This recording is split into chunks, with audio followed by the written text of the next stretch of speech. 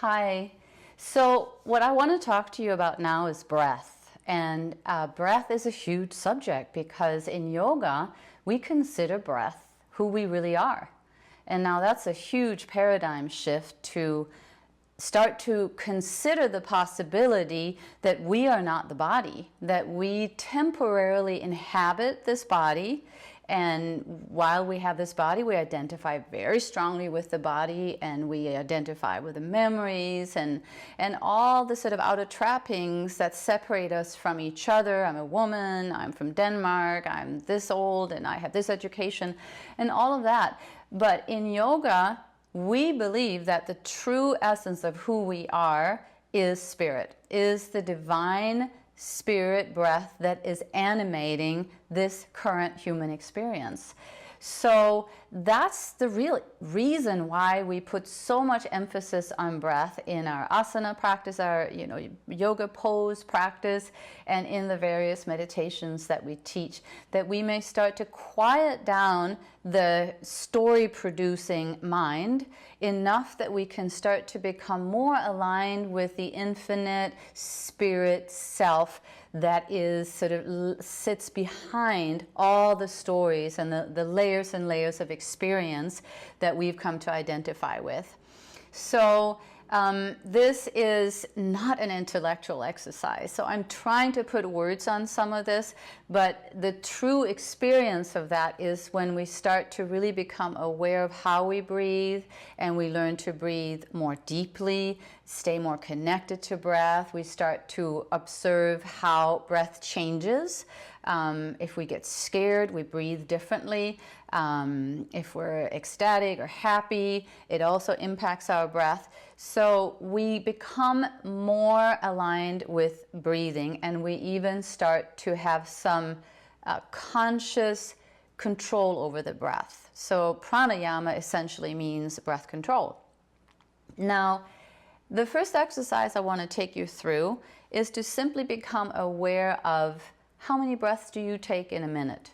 What is your breathing rate like? And let that not be a right or wrong, but simply an observation, a witnessing of the breath. So let's do that together right now.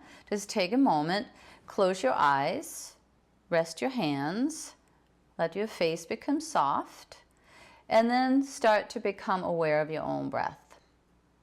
Notice how breath is flowing in and out of your nose, the gentle rhythm of the breath in your body. And then I'm going to time 1 minute, and I'm asking you to count how many breaths you take in that minute. So 1 breath is 1 inhale and 1 exhale.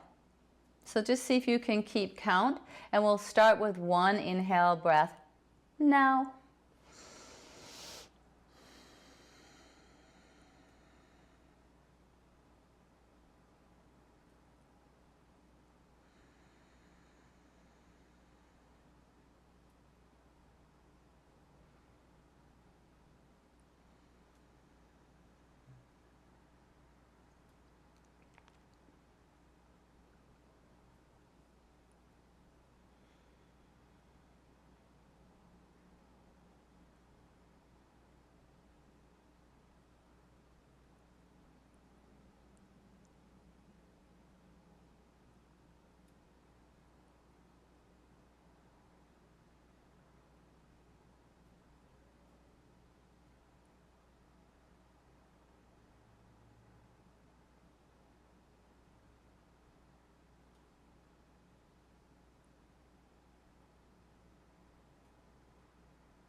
Okay, so that was approximately a minute. It doesn't have to be an exact science, but remember that number.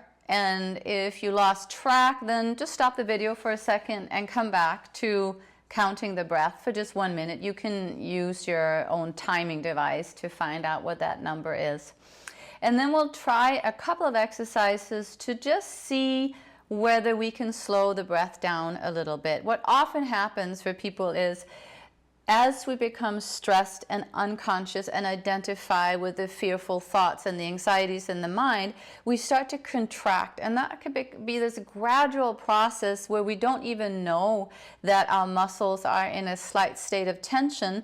And in that state of tension, the rib cage can't expand fully. So the lungs simply don't have their optimal amount of space to inflate. And obviously that means we're going to breathe faster. Also the diaphragm, which sits up under the floating ribs or so, and it pushes the abdominal organs down as we breathe in and makes room for the lungs. Now, if we're not breathing deeply, the diaphragm doesn't engage a whole lot, and the breath tends to be in the upper part of the chest. So we have maybe cut our breathing capacity in half, and we end up taking more breaths than what might be optimal for a calm, steady breath. So let's try an exercise that might help the diaphragm in your body engage and give you more room for breath, and just see what that does to the breathing rate. Now, the first exercise I'd like to teach you is called straw breathing, and traditionally we've used straws, and that could be a metal or glass straw, or it could be just pursing your lips as though you have a straw. But you don't have to have an actual straw to do this. And I'm going to demonstrate it without a straw because we're trying to get rid of plastic straws for the sake of the environment.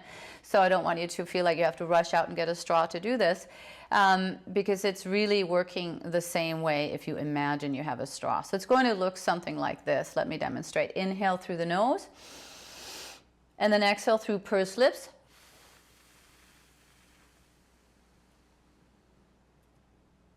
And then inhale again through the nose.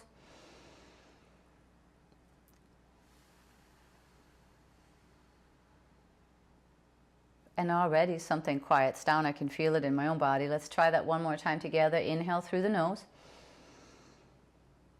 Exhale through pursed lips.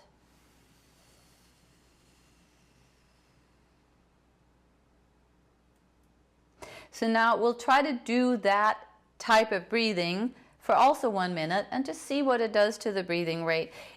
When you slow the breath down, you're kind of tricking the diaphragm into being activated and to engaging and pushing down and making space for the lungs. So we'll try this together, and I'll time it again, and we'll see if the breathing rate slows down at all. Okay, so let's do that together. And again, 1 inhale and 1 exhale is 1 breath. So we'll do that starting now. Take a deep inhale breath through the nose.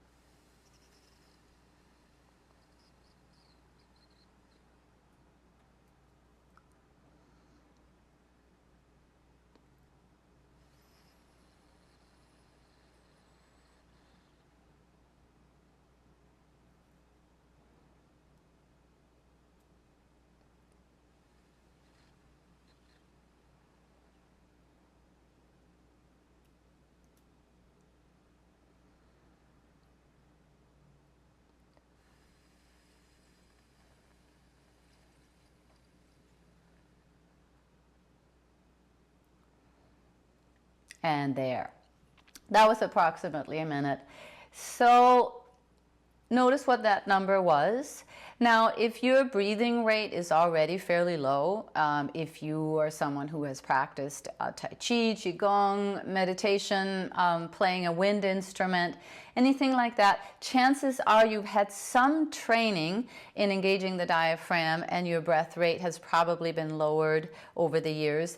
But most people, if they've never worked with their breath, the breathing rate is often well over 10 breaths per minute, and sometimes even closer to 20.